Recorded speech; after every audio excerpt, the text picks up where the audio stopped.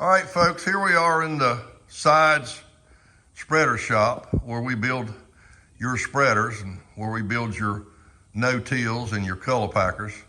This is Sammy right here on the right. Sammy, tell them a little something about yourself. Well, I've been in metal fabrication since '82. I've been in the welding probably since I was '86.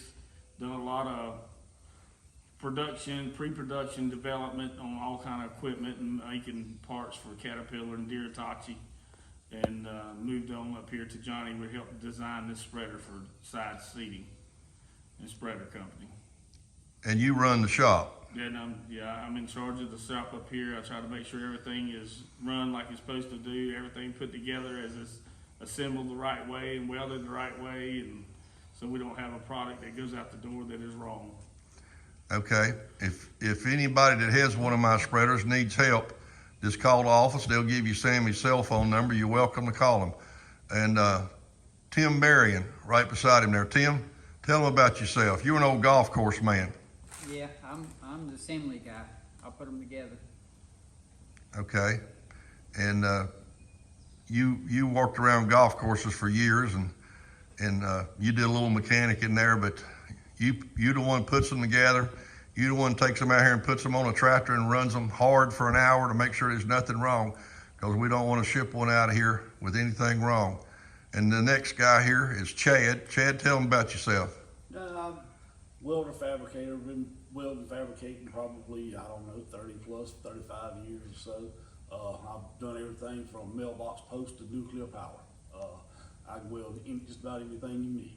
So you actually worked in nuclear power plants and welded that thick pipe together, which every weld had to be X-rayed because it's in a nuclear power plant. That's correct. You a heck of a welder. And we got Michael right here. Michael, tell them a little something about yourself.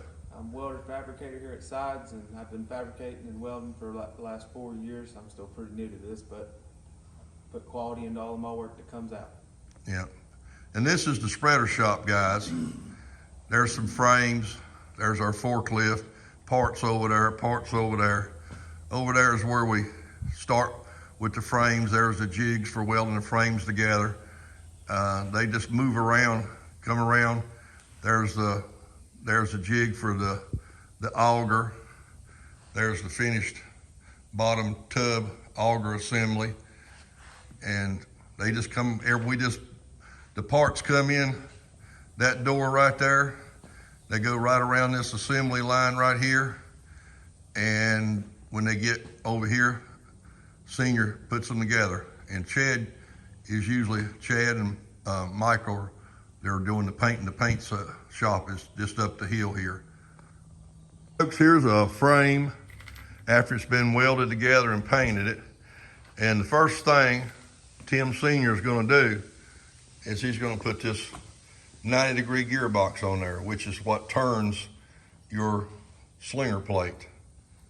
Now there's 6 bolts that hold that gearbox to this frame, and he torques every bolt. That's his torque wrench right there. Torque that just like it needs to be there, Senior. Yes, sir. Okay, you got it? Okay. Every bolt is torqued to the right torque so it don't come loose, and it's got a locking nut on it, okay? Now them bolts, all them bolts are stainless steel, but the nuts are locking steel nuts. If you want to get that loose in the future, you'll see he put anti-seize on that shaft because it doesn't have paint on it, okay? And after the maintenance of this spreader is you keep that lubed up right there. You keep those nuts that are up under here. Keep some oil on them. And if you ever need to get them off, they'll come off. But if you let that nut rust up, you can't put you can't put a stainless steel nut on a stainless steel bolt because it'll gall threads. So we have to use a steel locking nut. If you ever need to get that off, you'll be glad after you clean it up good, you shot a little oil or something up underneath there and kept that oil coated and keep that nut from rusting. There's a grease fitting right there, but you do not need to grease that grease fitting. This gearbox is completely full of grease. The only way you'd ever want to pump any grease in there, if you come over here and you see grease coming out right here, that would tell you that the seal is leaking. And if you see a right much grease come out right there, you could come back over here and pump some grease in there, and that would extend the life of that gearbox, because you wouldn't want all the grease to get out of it.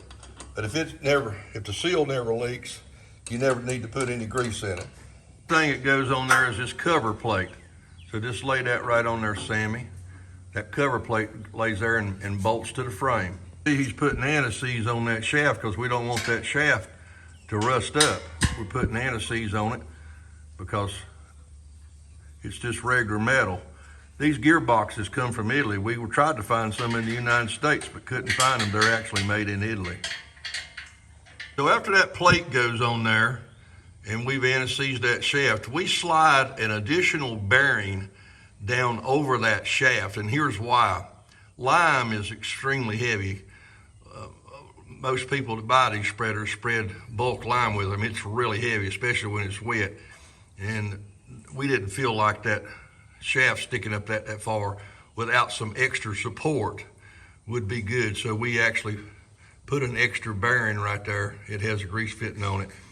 And you'll see he's got his hex wrench right there, tightening up 2 hex screws on that shaft right there, and he's going to squirt a little anti-seize on that, so if you ever need to get it off, you can get it off. So that's the next phase of assembly right there. Next thing we're going to put on there, he's putting a little more anti-seize on there, and that little old aluminum plate right there, that's just to keep any dust or dirt or anything. Show him that little aluminum plate there. See, that just fits right over there. That's just to keep your dust and everything out of your bearing. And then he's going to put this plate on there. This plate is what's going to hold your slinger. So he's going to go ahead and put that on there. And you see that roll pin, that drives through there so it can never come loose. Plus you'll have a set screw. Is there a set screw goes on that also? Yeah, just 3. Yeah, 3 set screws and a pin that he drives through that hole, and that holds that in secure, and then your slinger plate will bolt to that. So he's just going to drive that. He's just going to drive that pin right through that hole. If you ever need to get it out, you can just take a punch and just punch it out. You can punch it from either side, but it's real important that be in there because that's a lot of torque on that plate. So he's actually driving that roll pin through there, and he's going to put 3 set screws on it. There's another reason to keep oil squirted up there a lot, because if you ever want to drive that out or get them set screws out, you don't want that all rusting up. So after you clean your spreader up, get you a little burnt motor oil or something, some diesel fuel or anti-seize, any kind of oil, any kind of petroleum product, and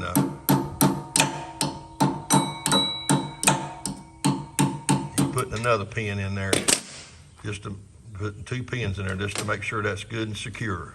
Okay, that's what we got so far.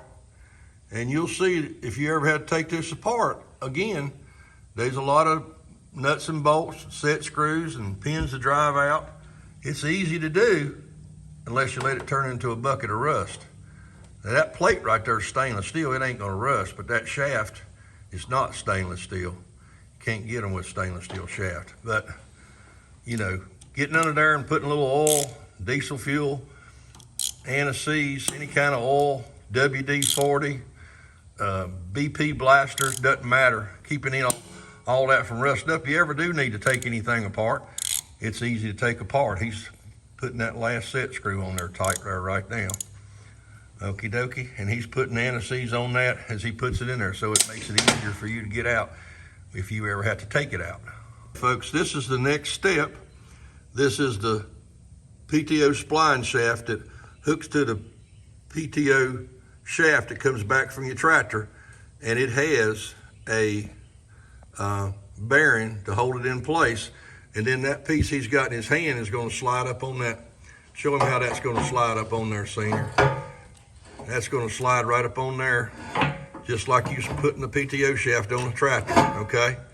And when it snaps, and there's something else, you need to keep oil on that, because if you ever have to push that pin in there and you ain't been squirting a little PP blaster or something on it, or some WD-40 or something on it, you're gonna be hard to push that button in there. So keep it oiled and greased there. See, he's got plenty of anti-seize on that shaft. And then that goes right up there and bolts to that. And we'll show you the next thing after we get that bolted up. Next phase is get this 10-inch pulley on there. It's spline and the shaft is spline, so just slide it on up there, Sammy. Slide that shaft on up there. Now, put your spacer in there. This is a 1/2 inch, folks. This is a 1/2 inch. If you had a 1/2 inch bolt out in the field, just lay you a 1/2 inch bolt in there, a 1/2 inch thick bolt, and that's where you need to be. You need to be a 1/2 inch off that plate right there, and it's where it needs to be. And then once we do that, Slinger's gonna tighten these bolts up. He's not gonna tighten these 4 bolts up until we know we got that dead lined up, which is a 1/2 inch space between that bottom plate and the bottom of the pulley, okay?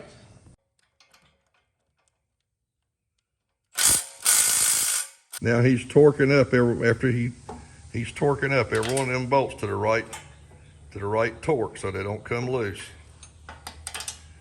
Remember, you might want to get this off one day, so you better keep some oil or anti-seize or WD-40 or BP blaster, burnt motor oil, diesel fuel. You better keep a little petroleum product on those bolts and takes up under there, because you might want to get it off one day, and if you it ain't gonna be easy if you let it rust up. There's 2 set screws that he's putting. You see he's putting a little medium Loctite on that so it won't ever let go. You can get it loose. We just used a medium Loctite, but we don't want that to get loose. So he's gonna wrench down on that thing and back off, and then he's gonna wrench down on it again, and he's gonna wrench down on it 3 times. By the time he wrenches down on it 3 times, that set screw is embedded in that little shaft, and it ain't gonna move. That's important. But there again, keep you some anti-seize or something squirted up under there, so if you ever do need to get it off, you can get it off. That's where most people go wrong with a spreader or a hydro seeder or something like that. They don't clean it, they don't oil it, they don't grease it. Then if they ever need to get something apart, they can't get it apart. But a little weak, use it and clean it and put some oil on it, and if you ever need to get anything apart, and it won't rust. You know, I've seen a lot of spreaders rusted out. I've seen a lot of hydro seeders rusted out. All kinds of spreaders rusted out way before they would have wore out. This spreader will really never wear out. It can rust out, but you'll never wear this spreader out. Okay, when you're putting this pulley on here, you want to be 7/16 from the back of the pulley to that plate on that frame, 7/16 of an inch. And your pulley's going to be in the right location to line up with your top pulley. And then we're going to put 2 set screws in there so it can't slide back or forth on that spline shaft. It won't never spin on that spline shaft, but it can slide back and forth. So he's going to put 2 set screws on there good and tight. There again, keep your little petroleum product on those set screws, because you might want to get them off one day. And this shaft right here, take your PTO shaft off at least once a month and grease that up real good there and on your tractor, because you can't move them things if it's a bucket of rust, okay?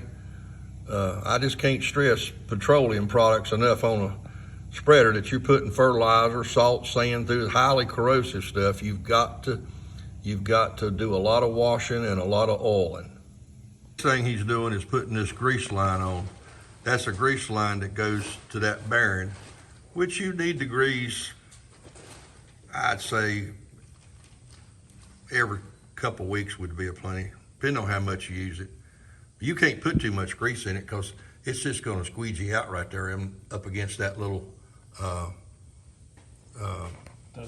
plate right there, and it's going to fill it up with grease. That's going to keep any dirt or dust out of that bearing. So you really can't grease it too much, because you want to keep that grease in there, because that grease will keep all that crap out of your bearing, and it just comes over here to this plate right here, and you just put your grease gun right there, okay? You'll see we put some anti-seize on that plate, and he's going to lay that. This is what slings your material. We're just going to put stainless steel bolts through those holes. Remember, every bolt on a side spreader is stainless steel, but every nut is a locking steel nut, because you can't put a stainless steel nut on a stainless steel bolt because it galls the threads. So you ain't gonna worry about the bolts rusting up. You got to worry about the nuts rusting up. Okay, that's the next thing we're gonna do is that's what slings all your material right there. So spin that for me there, Slinger. Now the slinger plate is secure. The bolts are in, tightened up, torqued up. Now he's going to put this little thing right here. It's just something to keep your pulley cleaned out. It's a pulley clean out. And like if you're spreading lime or something and a little lime would get in that pulley, that little clean out that sticks down in that pulley is going to keep it whisked out, going to keep any kind of sand or compost or anything whisked out. It sits down in that pulley a little bit. If there's anything in there, it just brushes it out as the pulley goes round and around. And so just pretty simple. 2 bolts hold it on. If you want to take that pulley off, you'd have to take that off because it would hit it when you tried to pull that pulley off. Folks, we're getting ready to set the lower stainless steel hopper on there. Everything on this thing is either stainless steel or aluminum, so you don't have to worry about rust with it. But this is what separates the men from the boys. This auger is magic, okay? And because it delivers the product over here, no matter, you open that hole just a little bit, you can spread the tiniest of seed, crank it all the way open and do lime or compost or something. And this reduction gearbox is what turns it, okay? Now there's a little O-ring in there that keeps any of your grease from ever getting out. Pull that little gear out right there for him, Slinger. Show him how that works. That little gear, there's a female in the end of your shaft here, and then your male goes up in there, and then the other end of it's going to go up in the female in the shaft. So if you've got the male pushed up in the female here, and you got the male pushed up in the female here, you're good, okay? If you ever was to break one of these gearboxes, I mean, they're pretty simple and not that expensive. That thing he's got his hand on, that's in and out, okay? Where it's at right now is where it always needs to be. If you're facing the tractor, it needs to be at 3 o'clock. If you turned it to 9 o'clock, it would disengage and let you freewheel that auger. You could freewheel that auger right there because that would throw it out of gear. But you put it over here, that's where it needs to stay all the time. Now, do not put it at 12 o'clock. Show him there. If you put it at 12 o'clock, you're half in and half out.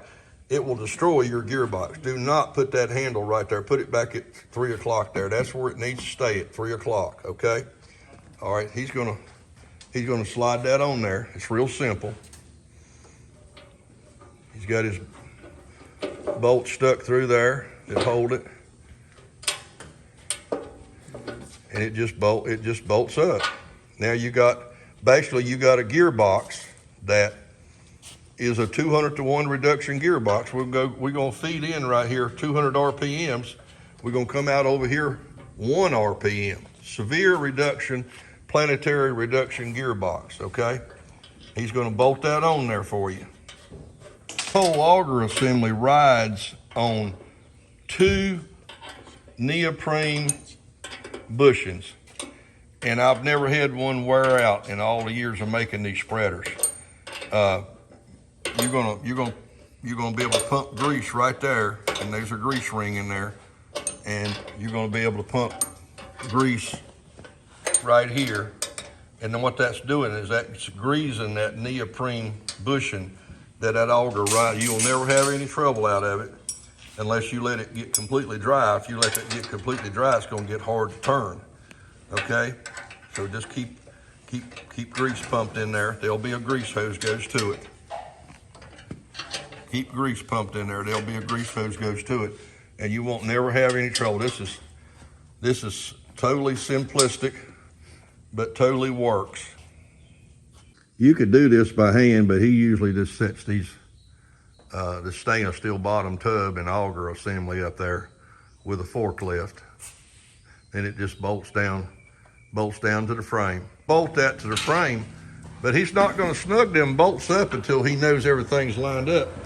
Cause we're gonna run a hex shaft in that hole right there, and we want that to go dead straight in. So he's just finger tight those bolts now, and when we get the hub on there with the hex shaft, which is that right there, when that goes on there, then we're gonna make sure that that little hex right there, which feeds in that hole, which turns the whole gearbox, is dead lined up. So we're not gonna tighten nothing up until we get it right.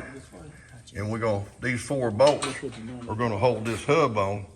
And then when we know it's dead lined up, we're gonna drill 2 extra holes. Not until we get everything lined up, we're gonna drill 2 extra holes, and that's your lineup bolts. So if you ever have to take it apart, you'll see that slotted. You can move that around, you can move that tub around, and get everything lined up. When it's finally dead lined up, we just drill 2 holes with 2 lineup bolts. Then you know that that's where it needs to be. When those lineup holes are right, it's right. Because you don't want to feed this little hex in there crooked. You don't want to go up, you don't want to go down, left, right. You want that dead feed in there because you don't want to wobble them gears. Folks, this is your hub and your shaft that feeds up into that gearbox right there. Show them how that goes together there. So what we just got your hex shaft, and this thing goes through these bearings and sets in. If you ever have to take this thing apart, put it right back the same way, because it's got a little shim that goes right here. Take a picture of it before you take anything apart. Pull your cell phone out, take a picture of it, okay? Then it just goes, put your dust cover on. This is dust cover. There's a dust cover on the other side, and that pulley is the pulley that's gonna turn everything, and it's got 2 set screws holding it on with a keyway. There's a keyway there that keeps it from spinning, and the set screws keep it from sliding back and forth. And then the hex. Now let me explain to you how this hex works. Right, look here, Sammy. You see this piece right here? This is the part that goes through. You got 2 bearings in there and 2 seals in that hub. A bearing on each side, a seal on each side, and a dust shield on each side. And then this slides through it. Now this hex, show him how that works. That's pretty ingenious. Sammy and the engineer come up with this. But that hex feeds right through that. You want to drive it in there for him? Yeah, I was getting the right one. Yeah. That hex goes in there. Now see, that's female hex right there. Just an inch of female hex right there. And now you're putting that male hex up in there. Now this hole is bigger. That gives a little bit of wiggle room right there. Now show him how you just drive that right in there. If we send you one, we're gonna send you the whole thing, okay? But it's a good tight fit. And you just drive that up in there. But if we send it to you, now, what's gonna keep that from slipping? There's a little set screw goes right there, okay? That little set screw is gonna go right in there, but it's gonna be flush. And if you ever wanted to get that out of there, which you don't need to, if you ever wanted to get that out of there, you just take this, you just take that little set screw out and just drive it out. Just put you a punch on this end right here and just drive it right back out. But that's what you're looking at right there. You're looking at the hex that goes all the way through. The shaft only goes through where the bearings and the seals are. That sticks out here. That's the little hex that's that's the little set screw that's holding that hex in place so it can't move. Then he puts a washer on it. Then he puts that locking washer on it. That's what's gonna lock it in place when he gets it like he wants it. Now don't put that on too tight. Too tight and you'll burn your bearings up. A little too loose is better than a little too tight. Always better to be a little too loose than a little too tight. But he'll tighten that up right there.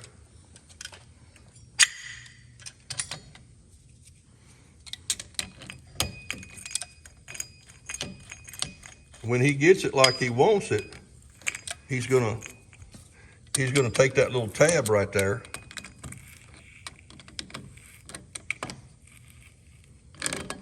and pull it up between that nut.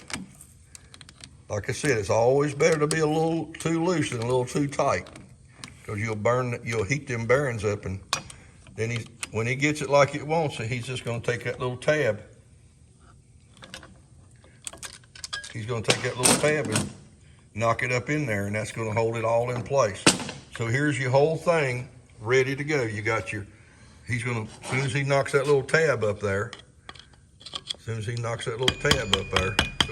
can't move now, because it's gonna keep that nut from ever turning. Once that's up there, you got your washer, you got your spacer, you got your dust shield on that side, both sides. And what's this little thing here for? That's to keep any water from getting it, because there's a hole up there, and that's to keep any water from getting inside your gearbox up here. Okay, so we're ready to put it on there. I'm gonna slide this hub and this pulley on there, but he's not gonna tighten up those set screws on that pulley until he knows that his V-belt is dead lined up with this 4-inch pulley and this 10-inch pulley under here, because your belt's gonna run from your 10-inch pulley up to your 4-inch pulley. So he's gonna wait until he knows it's dead lined up. Then he'll tighten those set screws up. And like I said, that little rubber thing is just to keep any water from getting in there. That's gonna push against that. So go ahead and slide it on up in there, Senior. Just as easy as that. Now we're not gonna say we're done until we know that this is dead lined up right here. We're actually gonna check that with a caliper right there. We're gonna make sure that the distance between that pulley and that gearbox is the same all the way around. That's how you're gonna know it's dead lined up, because you don't want that shaft to go in there crooked.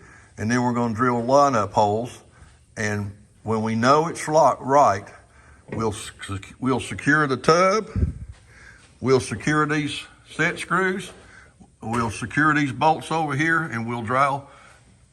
And that's the line-up hole right there. We'll drill through that frame, and when we know it's right, you take it apart, you put it back exactly like you find it, you won't never have any problems. Okay? All right, folks. So we got the reduction gearbox on there. We got the hub on there. We've got the little hex that turns the gearbox on there. We're going to put this belt on there. This is a power twist belt. You can buy them anywhere, but they don't require an idler pulley. They don't have to have a tensioner pulley. If they get loose, you just tighten them up. They go together just like a piece of chain, but they're not a piece of chain. So you just get it the length you need it, and you slide it in there and twist it, and then you slide the upper one in there, twist it sideways, get it in there, then take your pliers and twist it. So if your belt ever got loose, you just take a link out. It's real simple. You don't need an idler pulley. It'll run a long time. It might get a little loose. You want about 1 inch of play back and forth. If you got about 1 inch of play, that's the right tension on it. If it stretches a little bit and it gets a little loose, you just roll it off the pulleys. You just roll it right off and take a link out, or take 2 links out, put it right back on. Okay, but it's simple to do. Just 2 little tabs that hold that together. And now he's gonna. We got this belt the right length and put together, and he puts it on that upper pulley. Now roll it on that bottom pulley. You always want to put it. The last one is your big pulley, because it makes it easier to roll on. Okay.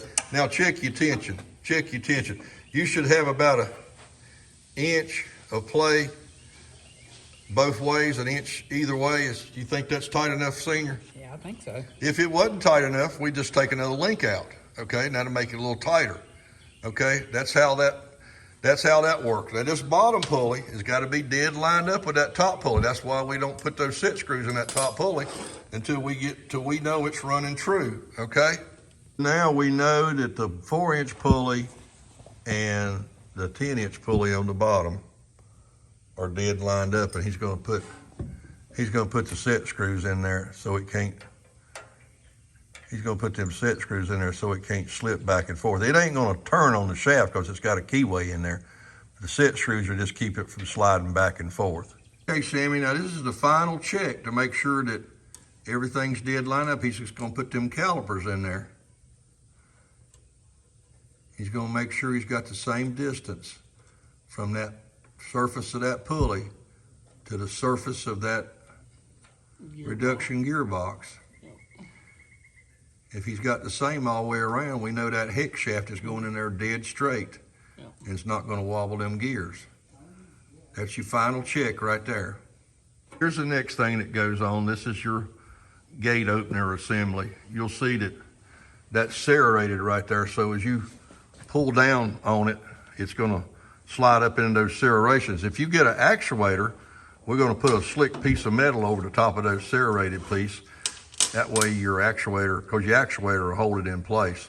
If you don't have the actuator and you're doing it manually, you're gonna want it to fall in those little serrated holes right there and open and shut, and it'll have a decal on it to show you, you know, where you're at.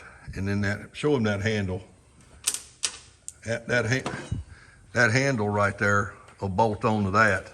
So you can just reach off your tractor there. So you can just reach off your tractor there and pull your handle down, push it back to shut the gate, pull it down to open the gate. That's pretty simple. If you run your actuator, the piece he's got his hand on there, you don't need it because the actuator will move it. If you don't have the actuator, you need that handle so you can pull it back and forth. Next thing, we're gonna get that, stick it straight up there, leave just a little bit of gap between it bottom and out. He's gonna leave, what, about a 1/2 inch gap in there? Mm-hmm. Then he's gonna hook up this rod, which is gonna open and shut. And that's adjustable. See, he can screw that in or out to where he gets the adjustment. That'll show him how that goes up in that hole right there. That'll go, yep. And then there's a washer and a carter pin that holds it on there. But you can adjust that if you need to change your gate opening back and forth a little bit. It's threaded there. And then if he pulls down on that, the gate's gonna go all the way down. The gate's gonna go wide open. And he's got a little spring in there to hold it. See, that little spring's holding it tight against that serrated part right there. Now, if you got an actuator on there, we're gonna put a slick plate. I'll show you that after a while. We're gonna put a slick plate on there and so it doesn't get in those serrations and hold it, because the actuator will hold it in place. But that's the next thing you put together. Next thing to go on there is this shield. What this shield does is basically keep from throwing fertilizer and lime and everything up against your pulleys, up against your tractor. So where it's just throwing everything in a 180-degree pattern. It throws an equal amount of material on the left and the right side, okay? Now this has got a little bit of adjustment to it. So if you kind of slide that thing, show them how you can slide that thing a little bit back and forth there. Show them how you can slide, yeah. So if you slide it that way, it's gonna throw a little bit more to the left. You slide it that way, it's gonna throw a little bit more to the right. So you got a little bit of adjustment right there for adjusting your pattern, but when you get it, it's gonna be adjusted for an equal spread on both sides. You also got a little adjustment right here in these fingers.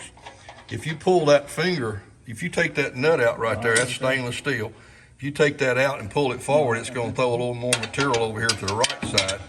If you push it back to the next hole back there, it's gonna throw a little bit more to the left side. So you can actually adjust those fingers a little bit. You never mess with that front one right there, that's a pivot point. But you can slide them fingers back and forth to throw a little bit more to the left, a little bit more to the right, depending on what you're spreading. But it's set, when you get it, it's set up for an equal spread on both sides. You probably never have to move them. Okay, folks, the next thing he's done, he's put all these grease hoses. These grease hoses go to bearings and bushings. Those two red ones need to be greased more than the black ones, because that's what that auger runs on right there. So you can't put too much grease on that. Well, you can't put too much grease on my spreader, period, because we turn all the seals around backwards, so if you put too much grease on, it just squeegees out into that dust hub, and it's just extra protection for you. So you can't really over grease my spreader. It'll just squish out. And he's just right now he's got it hooked up here. He's running it. See, he's running it, and he's putting the grease. He's got this power grease gun right here. Everybody needs one of those. He's got that power grease gun, and he's greasing everything really good before we'll take it out here and put it on a tractor after a while. But we get everything greased up real good. Make sure we don't have any vibration, that everything is working smooth, the auger's running smooth, the slinger's running smooth, everything is running smooth. Okay, we're getting closer. Just a little sidebar here, folks, while Senior's greasing that machine over here. Here's one that's going to an orchard up at Flat Rock, North Carolina. That green piece goes on first. That makes all your material go to the left-hand side. Then you see that's what holds it on right there. It's pretty simple. You can turn it with your hand if you don't let it rust up. Take it on or off, okay? It can't fall off because it's got a little lip right there. When you get it on there right, it's resting on that front shield and it's resting on the frame. And then you put the red piece on, does the same thing. The front red piece rests on the shield, and then it fits up into the green piece right there. It's got a little lip right there, and it's the same thing. This keeps it from sagging down.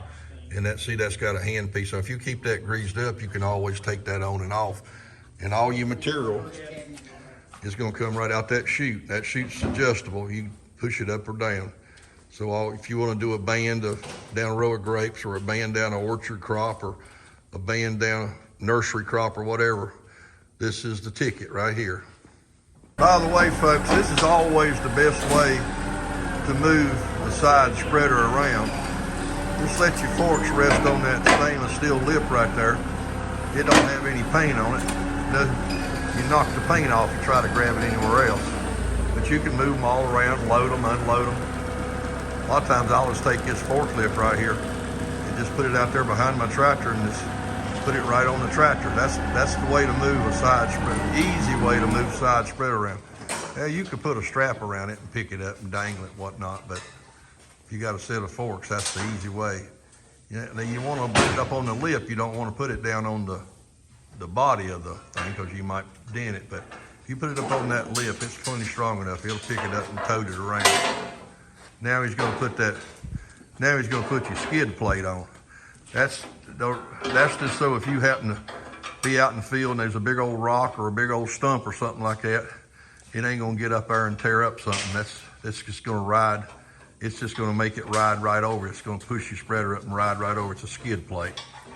So after we get the spreader all together, we take it out here and put it on a tractor.